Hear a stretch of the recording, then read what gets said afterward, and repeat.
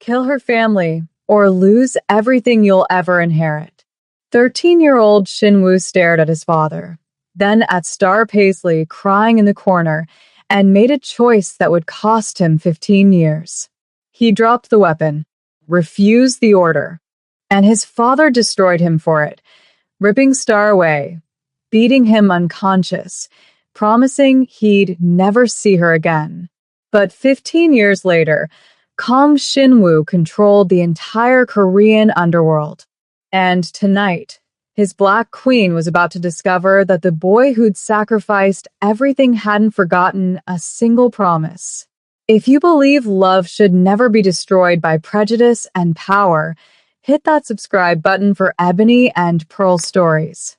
Only people who think racism and family cruelty are okay will skip this. Comment "Find her" if you're rooting for Shinwoo to get his queen back. Let's prove love wins. 14 years and 10 months earlier, Seoul International Academy buzzed with its usual controlled chaos. Kang Shinwoo, 12 years old and already fluent in 4 languages, sat in the corner of the library reading advanced economics texts his tutors assigned. His father had been grooming him for the family business since he could walk, though Shinwoo knew the construction company was just a front for something darker. "Excuse me, is this seat taken?" He looked up. A girl stood there, holding a stack of architecture books that threatened to topple over. She had deep brown skin that caught the afternoon sunlight streaming through the windows, natural coils pulled back into a ponytail, and the brightest smile he'd ever seen. "No," he managed. She dropped into the chair with zero grace, books scattering across the table. "Perfect. I'm Star Paisley. Just moved here from Atlanta." She stuck out her hand. Shinwoo stared at it. In his world, 12-year-olds didn't shake hands, they bowed. But something about her confidence made him reach out. Her palm was warm. "Kang Shinwoo." "Kang Shinwoo," she repeated, butchering the pronunciation completely. "Did I say that right?" Not even close. For the first time in months, he smiled. "But you can call me Shin." Shin. "I like that." She leaned forward, genuinely curious. "So, what's a 12-year-old doing reading?" She squinted at his book. "Corporate finance?" "Preparing for my future." "That's depressing." She laughed, and the sound was so free, so uncontrolled, that the librarian shot them a warning glare. Star didn't even notice. "You know what I'm preparing for? Designing buildings that make people feel something. Creating spaces where everyone belongs." Everyone. His tutors had taught him the world didn't work that way. "Everyone," she said firmly. "Rich, poor, Korean, American, Black, white. Everyone deserves beautiful spaces." Shinwoo thought about his father's world, where people were divided into useful and disposable. "That sounds impossible. Then I'll do the impossible." She grinned. "Want to help me with my Korean homework? I'll help you remember how to be a kid." That afternoon, instead of going to his usual Taekwondo lesson, Shinwoo helped Star with her terrible Korean pronunciation. She taught him American slang that would have made his tutors faint. They laughed until their stomachs hurt. When his driver arrived to pick him up, Star waved enthusiastically. "Same time tomorrow." "I have violin practice tomorrow." "Boring. Skip it. I'm going to Han River Park to sketch." "Come with me." He should have said no. His schedule was planned down to the minute.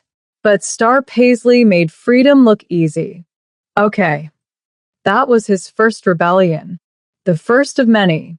For 6 months, they were inseparable. Star introduced him to hip-hop music that his classical training made him appreciate differently. He introduced her to Korean cinema. She dragged him to street food stalls where he ate tteokbokki that his personal chef would have been horrified by. He brought her to art galleries where she critiqued everything with the confidence of someone who trusted her own vision. "Why do you always look so sad, Shin?" she asked one evening at Han River Park, their favorite spot. The sun was setting, painting the sky orange and pink. "I'm not sad." "You are. Even when you're smiling, there's something heavy about you." He wanted to tell her everything. About the late-night meetings his father held in their basement. The men who visited with briefcases full of cash. The way his father talked about problems being eliminated. But at 12 years old, he didn't have the words yet. "My family has expectations," he said carefully. "Expectations are just other people's dreams forced onto you." Star bumped his shoulder with hers. "What do you want, Shinwoo?" No one had ever asked him that. "I want to feel like this all the time. Free. Like nothing heavy exists." "Then stay free."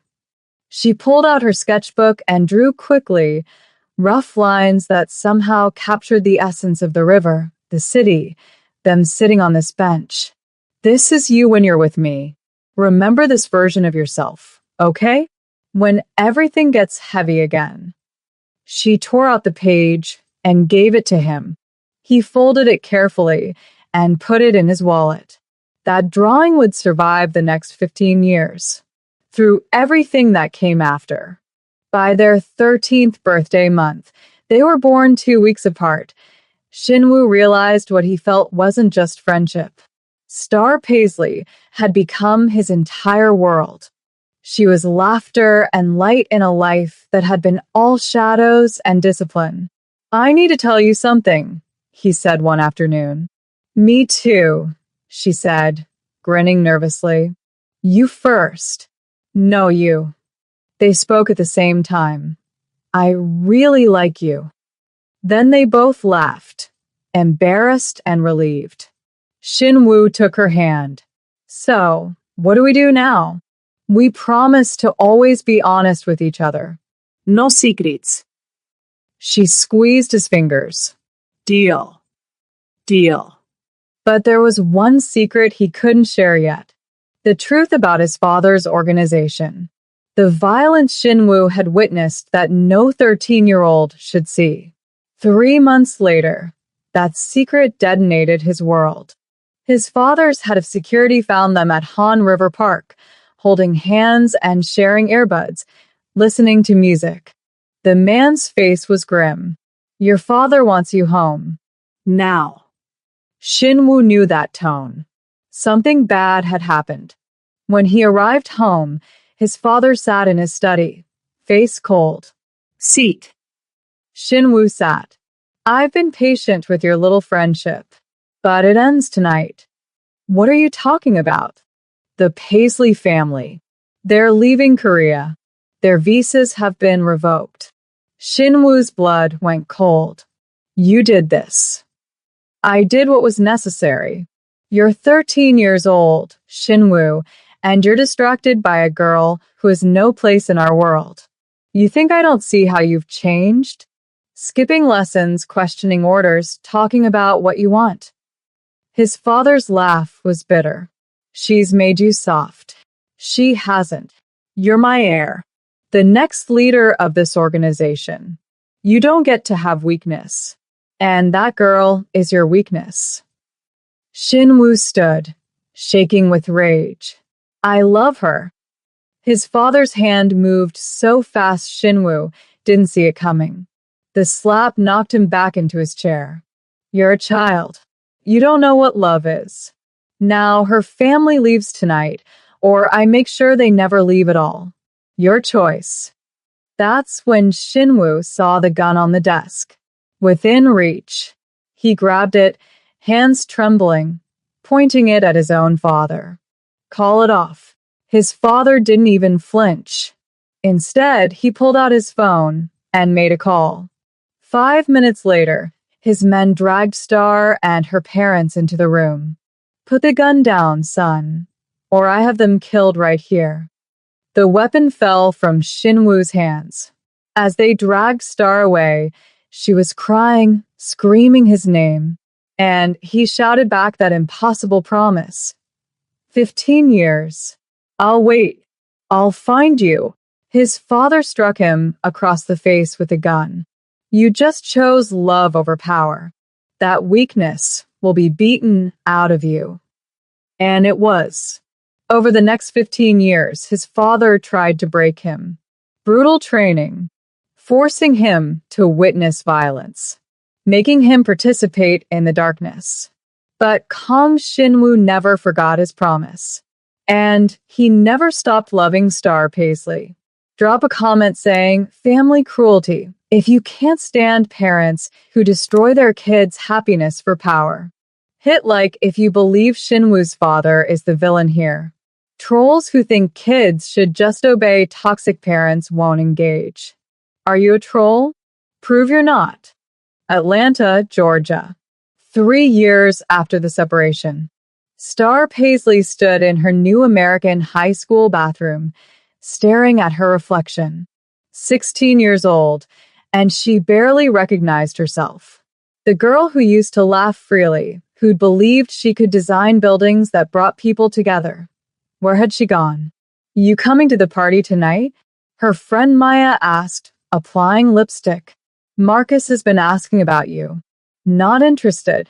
Girl, you haven't been interested in anyone for 3 years. It's getting weird. How could Star explain that she'd left her heart and soul with a boy who'd probably forgotten her by now? How could she tell anyone about the silver ring Shin-woo had slipped onto her finger the day before she left, whispering, "Wait for me," in Korean? She still wore it, every single day. I'm just focused on my portfolio for architecture programs, Star said, which was partly true. Designing had become her escape.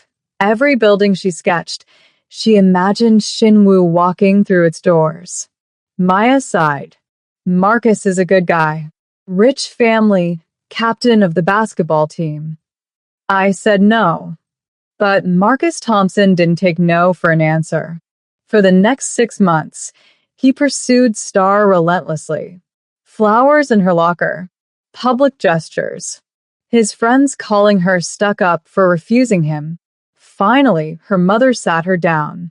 Baby, I know you're hung up on that Korean boy, Shin-woo. But he's not coming back. His family made that very clear. You need to move forward. Star knew her mother was right. She'd tried finding Shin-woo online, nothing. Tried calling the number he'd given her, disconnected. Tried writing to his old address. Letters returned unopened. Maybe he had forgotten. So when Marcus asked her to homecoming, she said yes. The date was fine. Marcus was handsome and confident and kept trying to impress her with his family's wealth. He was nothing like Shin-woo, but maybe that was okay. Maybe she needed to let go. I really like you, Star, Marcus said, walking her to her door. Give me a chance? She looked down at the silver ring on her finger. Slowly, she started to slide it off. Then her phone buzzed. Unknown number. 더 메시지 was in Korean. 나는 아직도 기다리고 있어. I'm still waiting. Her hands shook. Shin. Another message. 15 years. I promised. Never doubt me. Star looked at Marcus. I can't do this. I'm sorry. My heart belongs to someone else. She ran inside, tears streaming, typing back desperately. I'm waiting too. Find me. But when she tried to call the number, it was already disconnected. Like he'd used a burner phone just to send that message. To remind her she wasn't alone in this wait. Seoul, Korea. 5 years after the separation. Kang Shin-woo, 18 years old, stood over the body of a rival gang member his father had ordered him to eliminate. This was his test, kill or be killed. Prove you're worthy of leading this organization. The gun felt heavy in his hand. Do it, his father commanded from the shadows. Shin-woo's finger moved to the trigger. Then he thought of Star's voice. You should do things because you want to, not because you have to. He lowered the gun. No. His father's rage was nuclear. You dare refuse me? I refuse to become you. The beating that followed put Shinwoo in the hospital for 3 days. But when he woke up, his father was sitting by his bed with an expression Shinwoo had never seen before. Respect. You have conviction, his father said quietly. That's rare. Stupid, but rare. Then let me go. I can't. You're my heir. But his father paused, considering. You want to lead differently? Fine. Prove you can build this empire without losing your soul. You have 10 years. Make us the most powerful family in Seoul through legitimate business. If you succeed, I'll step down and you can run things your way. It was a trap, obviously. His father would never truly step down. But Shinwoo took the deal because it bought him time. Time to build power. Time to find Star. Time to become someone who could protect her. For the next 10 years, he worked like a man possessed. He legitimized the family businesses, investing in real estate, technology, entertainment. He studied at Seoul National University while running operations. He transformed the Kong organization from pure criminal enterprise into something that straddled the line. Dangerous, powerful, but technically legal. His father watched, waiting for him to fail. Instead, by age 28, Shinwoo had tripled their wealth. The Kong family was now one of the most influential in Korea, and people whispered about the young boss who'd revolutionized the game. But success meant nothing without her. He'd hired private investigators to track Star. She graduated from Georgia Tech with honors in architecture, started her own small firm in Atlanta, won awards for community-focused design. She was living the dream she'd told him about at 12 years old. And according to his investigators, she was single. Still single after all these years. The silver ring he'd given her? She wore it in every photo. Shinwoo touched his own matching ring. He had a pair made when they were 13. His had never left his finger. Are you really going to wait 15 years for a girl you knew for 6 months? His second-in-command asked. She wasn't just a girl. She was the last moment I felt fully human. And I promised. Your father will never let you marry her. Shinwoo's smile was cold. My father doesn't get a vote anymore. At 28, he staged a careful, calculated coup. Not violent, he'd learned better tactics. He recorded years of his father's illegal operations and presented them to the board with an ultimatum: retire peacefully or face prosecution. His father, cornered, stepped down. Kong Shinwoo became the head of the family empire, the youngest boss in their history. And he was finally free to find his queen. Atlanta, Georgia. 14 years and 11 months after the separation, Star Paisley sat in her firm's office, reviewing blueprints for a community center in a historically Black neighborhood. At 27, she'd built a reputation for designing spaces that honored culture and brought people together, exactly what she'd dreamed about as a kid. But there was an emptiness in her success, a Shinwoo-shaped hole that 15 years hadn't filled. Her phone rang. Unknown number. Again. She answered, heart pounding. Hello. Miss Paisley, a woman's professional voice. I'm calling on behalf of the Kong Corporation in Seoul. We're hosting an international architecture conference next month, and we'd like to invite you as a featured speaker. Star's breath caught. Kong Corporation? Yes, ma'am. All expenses paid. We've been following your work and... Who authorized this invitation? A pause.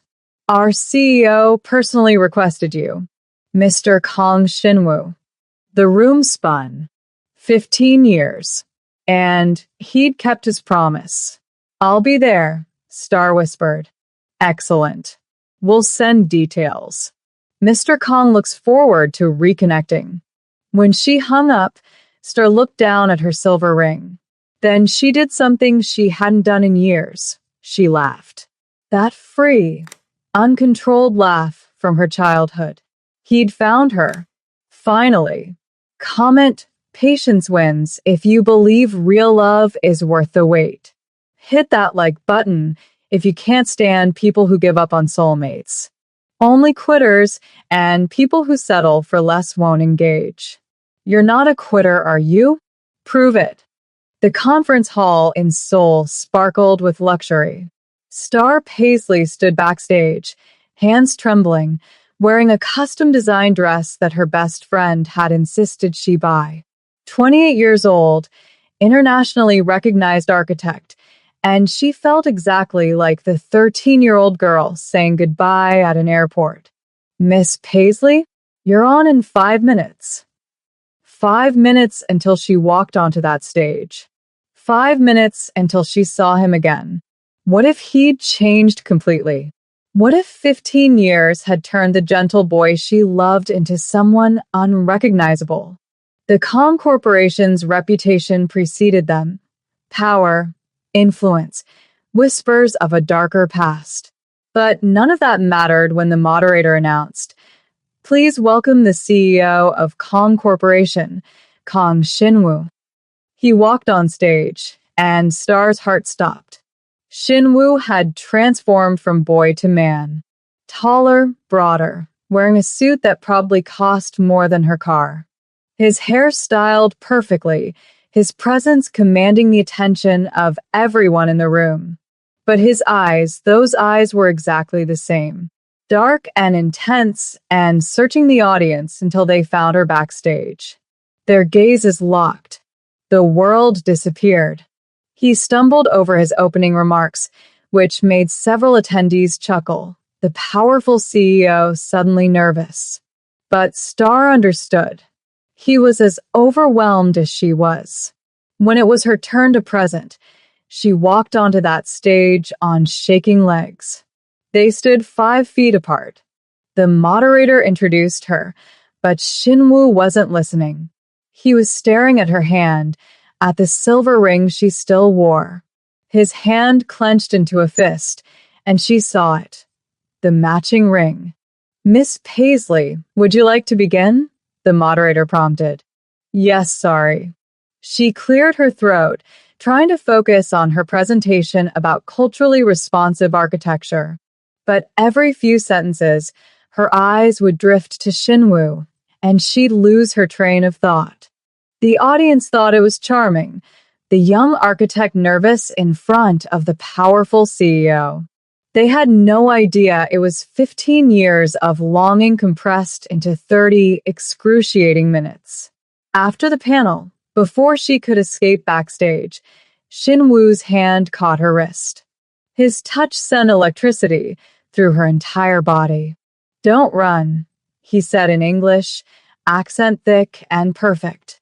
"Not again." "I wasn't." "Dinner. Tonight." "I'm not asking, Star. I've waited too long to negotiate." His intensity should have intimidated her.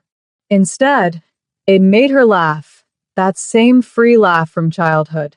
"You've gotten bossy." His expression softened. "You've gotten more beautiful." The restaurant was private, exclusive, the kind of place that required reservations months in advance. Shinwoo had rented the entire space. Just them, candlelight, and 15 years of unspoken words. They sat across from each other, and suddenly Star didn't know what to say. "Where did you even start?" "You kept the ring," Shinwoo said finally. "You kept yours." "I made a promise." "So did I." Silence. Then they both started laughing, the tension breaking slightly. "This is insane," Star said. "We're adults now, Shin. We barely knew each other.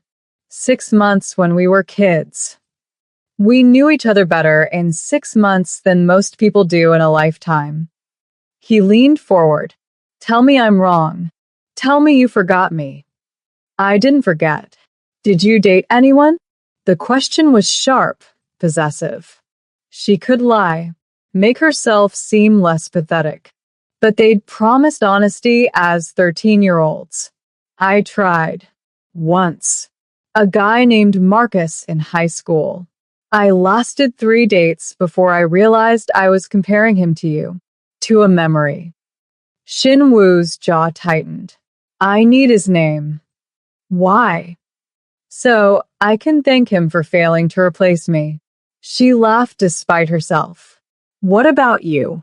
The powerful CEO. I'm sure you had options. His expression went dark. My world isn't a place for relationships, Star. The things I've had to do to survive, to gain enough power to come find you. He paused. I'm not the boy you remember. I've made choices that would horrify the girl who believed everyone deserves beautiful spaces. Try me. My family is dangerous. The legitimate business is real, but the old connections remain. People fear me, respect me, but not because I'm kind. Were you ever going to tell me this before bringing me here? No. His honesty cut. I was going to seduce you back into my life, marry you immediately, and protect you from ever knowing the details. Star stood up. I'm not 13 anymore, Shin. I don't need protecting. I need honesty. He stood too, moving around the table. You want honesty? Fine. My father's organization killed people. I witnessed murders. I was trained to take over an empire built on fear. I spent 10 years legitimizing our businesses specifically, so I could come find you without dragging you into darkness.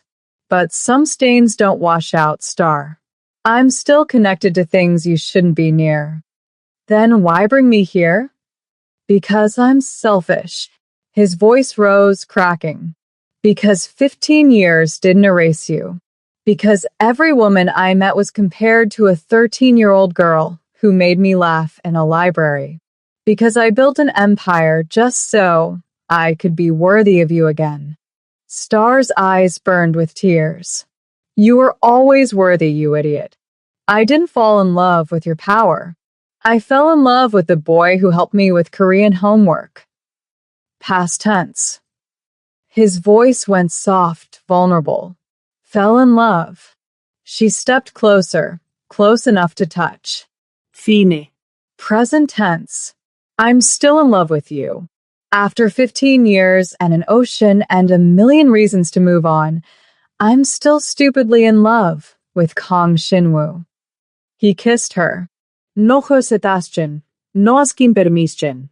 15 years of hunger compressed into one desperate kiss. His hands cupped her face like she was fragile, precious, the most important thing in his world. When they broke apart, both breathing hard, Shinwoo whispered, "Marry me." What? Marry me. Tomorrow. Next week. I don't care. I've waited 15 years. I'm not waiting anymore. You're insane. For you? Yes. He pulled out a box from his pocket. Inside was a ring. Not silver like their childhood tokens, but a black diamond that caught the light like midnight. This isn't a question, Star. This is a promise. You're mine. I'm yours, and nothing will separate us again. Star wanted to say yes. God, she wanted to. But something felt wrong. Too easy. Like the universe couldn't possibly be this kind after 15 years. Ask me again in a month, she said carefully. Let me finish my consultation work here. Let us remember how to be together as adults. Then I'll answer. Shinwoo looked like she'd stabbed him. But he nodded. 1 month. Then you're mine forever. 3 weeks later, Star's world exploded. She was having coffee with one of her Korean colleagues when a news alert flashed. Com Corporation under investigation. Alleged ties to organized crime. Her colleague gasped. Oh no, Mr. Kong. Star grabbed the woman's phone, reading frantically. Someone had leaked documents connecting the Kong family to historical criminal activities, money laundering, extortion, murder, and buried in the evidence, photos of Shinwoo at 18 at a crime scene, holding a gun. The picture was damning. Her phone rang. Shinwoo, don't believe what you see, he said immediately. It's my father. He's trying to destroy me for taking his empire. The photos are real, but I never pulled that trigger. I refused, Star. That's why he beat me. This is his revenge. Did you know this was coming? No. I thought I'd buried it all. I was wrong. I'm coming to your office. No. Stay away. If you're seen with me now, you'll be dragged into this. I don't care. Ikare. His voice broke. You're everything, Star. I won't let my past destroy your future. Stay away from me until this is resolved. Shin. The line went dead. For the next week, Star watched from afar as Shinwoo's empire came under attack. His business partners distanced themselves. His allies turned. The media painted him as a criminal heir pretending at legitimacy. And he faced it alone. Star tried calling. Blocked. Tried visiting his office. Security turned her away. Tried sending messages through his assistant. Ignored. He was protecting her by pushing her away, and she hated him for it. Finally, she'd had enough. If Shinwoo thought she was the same girl who'd let his family separate them 15 years ago, he was dead wrong. Star Paisley walked into Kong Corporation's headquarters during a board meeting and demanded entrance. When security tried to stop her, she said 5 words that changed everything. I'm his fiancé. Let me in. Comment real ones fight if you'd stand by someone during their darkest moment. Hit subscribe to Ebony and Pearl Stories if you can't stand people who abandon others when things get hard. Only fair weather friends who care about reputation over loyalty won't engage. Which are you? The boardroom went silent when Star burst through the doors. 20 executives in expensive suits turned to stare. At the head of the table, Kong Shinwoo looked like he'd aged 10 years in a week, exhausted, furious, and barely holding together. Miss Paisley, his lawyer started. This is a private. I'm not leaving. Star walked straight to Shinwoo, ignoring everyone else. You don't get to protect me by disappearing. That's not how this works. Star, you shouldn't be here. His voice was rough, warning. Too bad. I am here. She turned to face the board. I'm Star Paisley, internationally recognized architect, completely legitimate businesswoman, and the woman who loves this man. If anyone has a problem with that, speak now. The head of legal cleared his throat. With all due respect, your association with Mr. Kong right now could damage your reputation. I don't care. You should. If the allegations against the Kong family prove true, they won't, Star interrupted, because Shinwoo spent 10 years legitimizing this company specifically to escape his father's legacy. You all know that. You've profited from his leadership. So either stand with him now, or admit you're cowards who only support people when it's convenient. One of the board members, an older woman named Director Choi, smiled slightly. You're either very brave or very foolish, Miss Paisley. I'm loyal. There's a difference. Director Choi looked at Shinwoo. She's fierce. I like her. I told her to stay away, Shinwoo said quietly. And I ignored you, Star shot back. What are you going to do about it? His expression cracked. Then, in front of his entire board, Kong Shinwoo stood and pulled Star into his arms. You're impossible. You love it. Ido. He kissed her forehead, not caring that 20 executives were witnessing this. But you're making yourself a target. Then we'll be targets together. She looked up at him. What's the plan? For the next 2 weeks, Star learned exactly what kind of man Shinwoo had become. Strategic, ruthless when necessary, but never cruel. He fought his father's accusations with a precision that came from years of preparation. He released financial records proving the company's legitimacy. He cooperated fully with investigators, showing them exactly how he'd transformed the organization.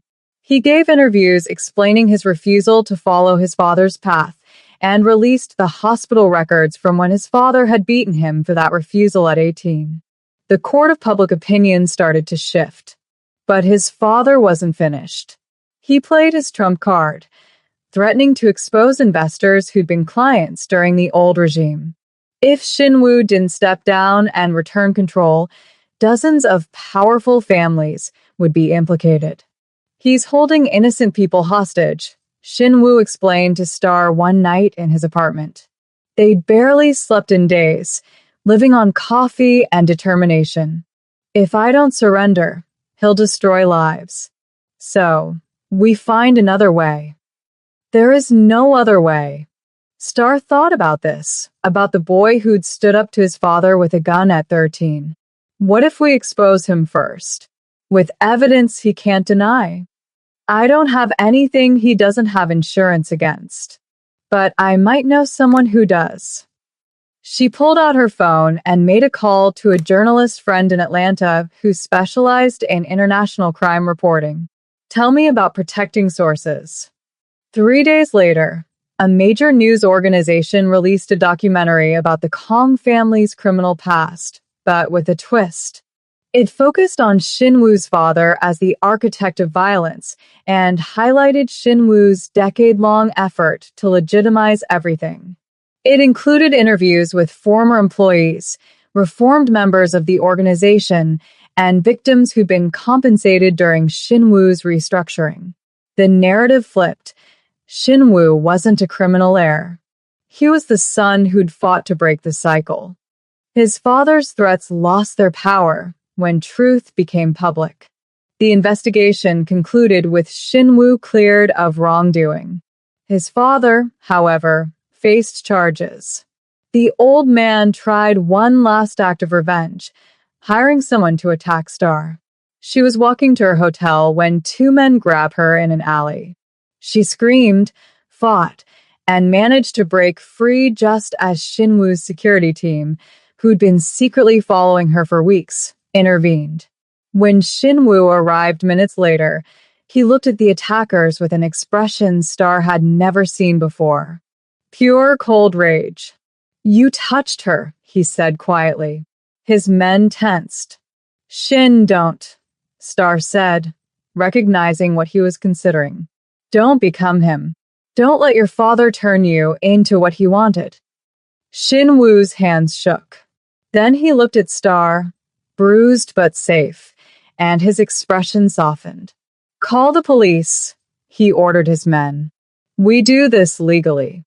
That night, in his apartment, Star cleaned the cuts on her arms while Shinwoo paced like a caged animal. I almost killed them, he admitted. I wanted to, but you didn't. That's what matters. You could have died because of me. I chose to stay, Shin. I knew the risks. He stopped pacing and knelt in front of her. I'm still asking. 1 month is over. Marry me, Star. Be my wife, my partner, my everything. I promise to protect you. I don't need protection. To respect you, to fight beside you, to never push you away again, even when I think I'm protecting you. She smiled. Better. Is that a yes? One condition. Anything. We design our home together. Equal input. None of this I'll buy you a mansion nonsense. Shinwoo laughed, and it was the freest sound she'd heard from him since they reunited. Deal. You design it, I'll fund it. Then yes, I'll marry you, Kong Shinwoo. He slipped the black diamond ring onto her finger, next to the silver one she'd never removed. I love you. I've loved you for 15 years, and I'll love you for 15,000 more. That's impractical. We'll be dead. Then I'll love your ghost. She kissed him, and 15 years of waiting finally felt worth it. Type real love fights if you believe true partnership means facing darkness together. Hit like if you can't stand people who run when things get dangerous. Only cowards who don't understand loyalty won't engage. You're not a coward, right? Prove it. They got married 3 months later in a ceremony that blended Korean and American traditions. Star wore a custom hanbok for the traditional ceremony, then changed into a white dress designed by her favorite black designer. Shinwoo cried during his vows, the first time his organization had seen their boss show that kind of vulnerability. 15 years ago, I made a promise to a 13-year-old girl, he said, voice thick with emotion. I promised to wait, to become someone worthy of her love, to find her no matter what. Today, I make a new promise, to be the man she deserves every single day for the rest of our lives. Star's vows were simpler. You are my first love, my only love. You're my forever love. Let's build something beautiful together. Director Choi, who'd become an unexpected ally, whispered to her husband. That boy waited 15 years for that woman. If that's not true love, nothing is. But marriage was just the beginning of their real story. Star merged her architecture firm with Kong Corporation's real estate division, creating a hybrid company focused on culturally responsive development. They designed buildings together, her creativity and his business acumen creating spaces that actually brought communities together. Their first major project, rebuilding the Han River Park area where they'd fallen in love as kids. Full circle, Star said, reviewing blueprints in their shared home office. At 29, she'd achieved everything she'd dreamed about at 12 and more. Not quite full circle yet, Shinwoo said, coming up behind her and wrapping his arms around her waist. We're missing something. What? Kids who'll sit on that same bench and make impossible promises. Star turned to face him. You want children? I want everything with you. Children, grandchildren, a legacy that isn't built on fear but on love. 2 years later, they had twins, a boy named River and a girl named Harper. Mixed race, gorgeous, and absolutely spoiled by grandparents who'd finally accepted their son's choice. Shinwoo's father, serving his sentence, wrote one letter. I was wrong. You built something I never could. A family held together by choice, not fear. I'm sorry. Shinwoo burned the letter. Too little, too late. But Star kept the ashes. Forgiveness isn't for him. It's for you. I'm not ready. Then we'll wait until you are. We're good at waiting. At 35, Shinwoo stepped back from day-to-day operations to focus on family. He and Star split their time between Seoul and Atlanta, raising their children with both cultures, teaching them Korean and English, feeding them kimchi and soul food. River loved architecture, like his mother. Harper loved strategy, like her father. One afternoon, when the twins were 10 years old, they visited Han River Park. River sat on the same bench where his parents' story began. Appa, he asked in Korean. Iyama says you waited 15 years for her. Is that true? Shinwoo looked at Star, who was sketching nearby with Harper. Even at 40, she took his breath away. Yes. That's a long time. It was worth it. What if she hadn't waited back? Shinwoo thought about the silver ring, the promise, the faith that kept them both tethered across an ocean. Then I would have waited longer. Some people are worth waiting a lifetime for. Harper, ever practical, wrinkled her nose. That's impractical. Love usually is, Star said, joining them. She sat on Shinwoo's lap, even though they were in public, not caring what anyone thought. But that's what makes it worth it. I'm never falling in love, Harper declared. Too complicated. River laughed. You say that now. Wait until you meet someone who makes you feel like the world stops. Wise words from a 10-year-old, Shinwoo teased. I learned from the best. That night, back in their Seoul home, Shinwoo and Star stood on their balcony watching the city lights. 17 years since their reunion, 32 years since they'd met as kids. Do you ever regret it? Star asked. The waiting, the fighting, the difficulty? Never. He pulled her closer.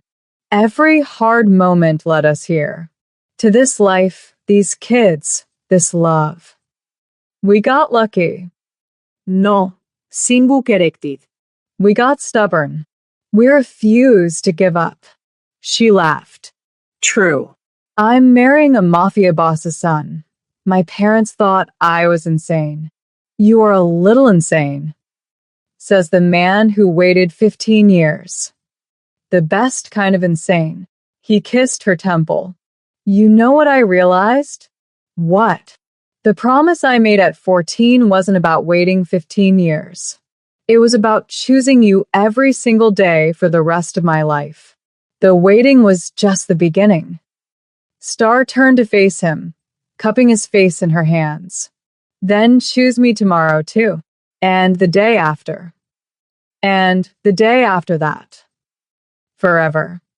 Inside, their children were arguing about whose turn it was to choose the movie. Normal, beautiful chaos.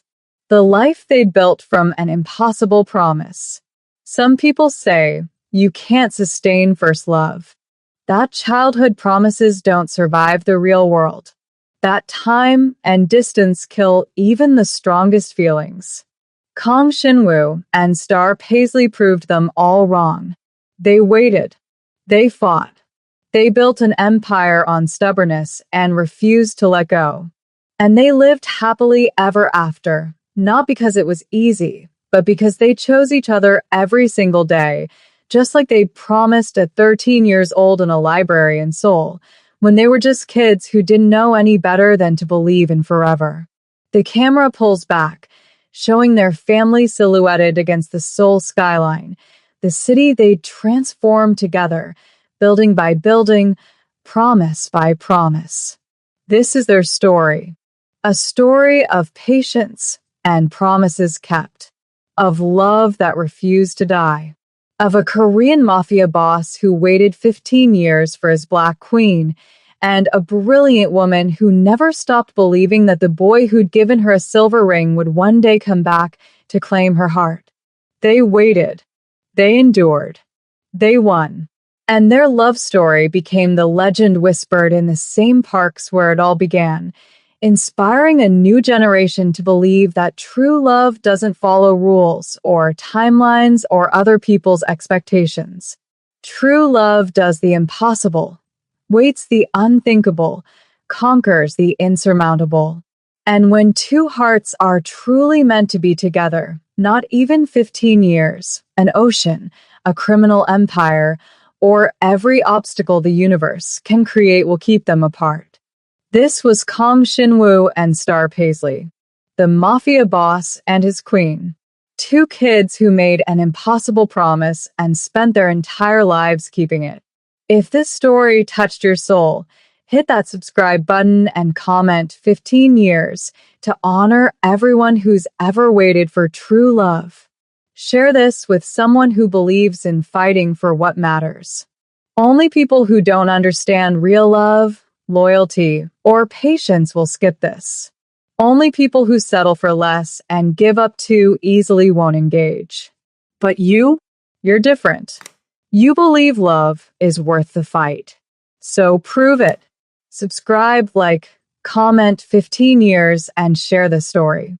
Because love stories like this remind us that sometimes Just sometimes the wait is worth it, the fight matters, and true love really does conquer all.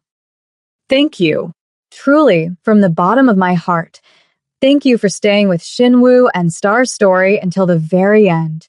That means more to us than you know.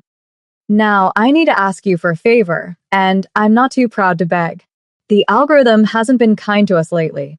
Our videos aren't reaching as many people as they should, and honestly, it breaks our hearts. Because we pour everything into these stories, late nights, early mornings, all of us here at Ebony and Pearl Stories working to bring you love stories that make you feel something real. So here's where you come in. We need your help. Drop a comment right now. Anything, even just 15 years or beautiful story. Hit that like button and please share this video. Send it to your friends, your family, your loved ones. Post it on your WhatsApp status. Share it on your socials. Help us tell the algorithm that this story matters. That's why we pause and ask for subscriptions and comments, not to annoy you, but because it's the only way YouTube knows to push this to others who need to hear it. If you truly enjoyed Shinwoo and Star's journey, show us. Show the algorithm. Help us reach more hearts. Thank you, every single one of you, for being part of this community. May love find you the way it found them. Worth the wait, worth the fight, and absolutely worth everything.